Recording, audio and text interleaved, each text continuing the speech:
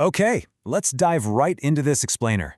Today we're unpacking how a simple, everyday popcorn commodity transformed into an absolute American icon. We're going to look at how it survived immense historical pressures and, honestly, why it's currently fighting for its life in today's market. We'll explore the fascinating, often surprising history behind one of the most recognizable snacks in the world and extract the real business lessons hidden right inside that iconic cardboard box. So we have to start with a truly staggering fact. Crackerjack possesses an absolute gold mine of virtually universal brand awareness. It holds steady at an incredible 97% among consumers. I mean, think about that for a second. In our hyper-fragmented modern era where new brands are literally spending billions of dollars trying to capture even a tiny fraction of public attention, almost everyone instantly recognizes the Crackerjack name. It's wild.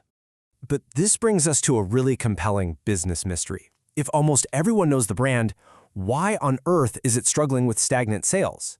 You know, having universal name recognition is the ultimate dream for literally any marketer. Yet, for Crackerjack, this massive awareness just isn't translating into massive modern market share. To figure out why that is, we've got to rewind the clock. Section 1. The World's Fair Sensation. The story kicks off with a German immigrant named Friedrich Rueckheim. Back in 1872, he took his entire life savings, which was just $200, about $3,600 in today's money, and started a small popcorn business in Chicago. Flash forward to 1893, and he and his brother Louis debut this peanut and molasses popcorn prototype at the Chicago World's Fair. But there was a major, messy problem with it. It was incredibly sticky. It wasn't until 1896 that Louis unlocked a massive trade secret. He invented a dry, crispy molasses coating that actually didn't stick to your fingers. And that single breakthrough, that was the birth of the snack we all know today. Now, what's super interesting here is the contrast between the American folklore of how the product got its name and the actual historical reality. So the legendary brand myth claims a salesman took one bite and shouted, "That's a crackerjack," which was a popular slang term back then, meaning something exceptionally fine. But historical records paint a totally different picture. The conversation actually happened in German, between Louis and his foreman, who tasted it and declared, "This is ausgeschieden," meaning, "this is excellent." The brand name was just cleverly adopted for the American market, completely masking its purely German roots. Section 2. Marketing and moisture-proofing. As you can imagine, creating a delicious snack was really only half the battle. Henry Eckstein's invention of a moisture-proof bag in 1899 literally took the product out of bulk wooden tubs and put it into those individual, branded boxes we recognize today. Before this invention, retailers simply scooped popcorn out of giant wooden barrels. The company couldn't control portion sizes, freshness, or, most importantly, their brand identity. So Eckstein's patented wax-sealed bag changed the entire industry overnight. It allowed Crackerjack to strictly enforce quality and put their specific brand directly into the consumer's hands. And then, talk about the ultimate organic marketing win. In 1908, Jack Norworth's song "Take Me Out to the Ball Game" cemented the brand right into American sports culture, completely for free. Friedrich Rueckheim didn't commission this song. He didn't pay a single dime for product placement. Norworth literally just wrote it while riding a subway train. But those lyrics permanently linked the snack to the American pastime, providing the company with well over a century of priceless, free advertising. Section 3. A prize in every box. The company didn't just sit back and rely on baseball songs to do all the work, though. In 1912, they introduced a marketing gimmick that fundamentally shifted the brand from just being a snack to being an entire experience. Adding a prize in every box sparked a massive collector subculture. They partnered up with companies to manufacture tiny metal banks, tops, and animal figures, alongside paper dolls. And because the snack was loved by both boys and girls, the prizes were carefully curated to appeal to absolutely everyone. It turned every single purchase into this tiny, irresistible treasure hunt.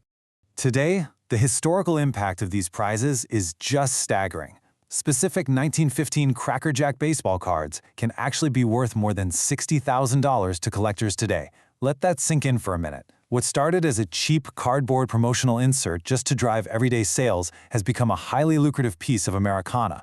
The 1914 and 1915 baseball card sets are absolute holy grails in the collecting community right now, which just proves how deeply this brand embedded itself into the culture. Section 4. Surviving anti-German hysteria. But it wasn't all smooth sailing. Despite their massive cultural success, the founders had to navigate a brutal minefield of historical challenges.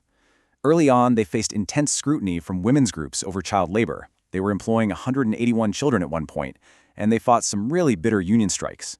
But honestly, nothing compared to the existential threat of 1917.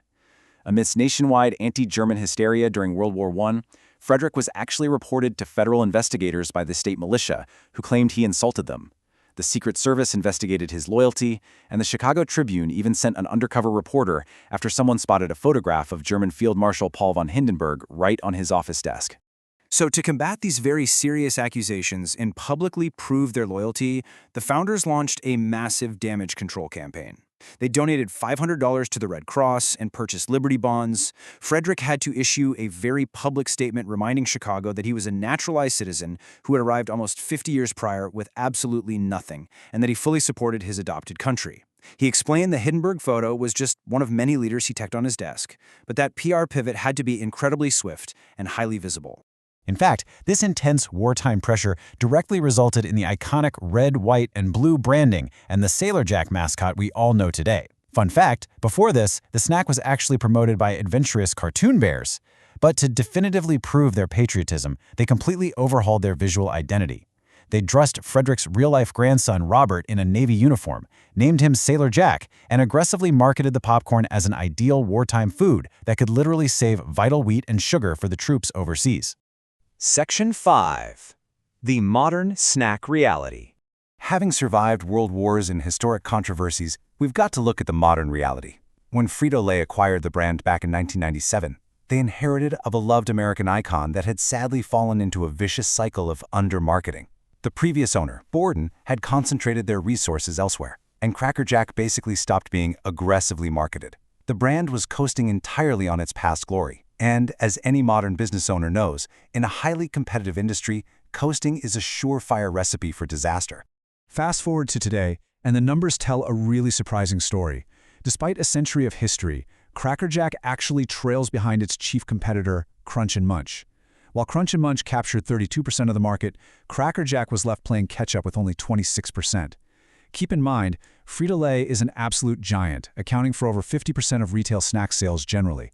But even they found it incredibly difficult to instantly turn around a brand that had lost all its momentum. The brand's deep history has essentially become a massive double-edged sword.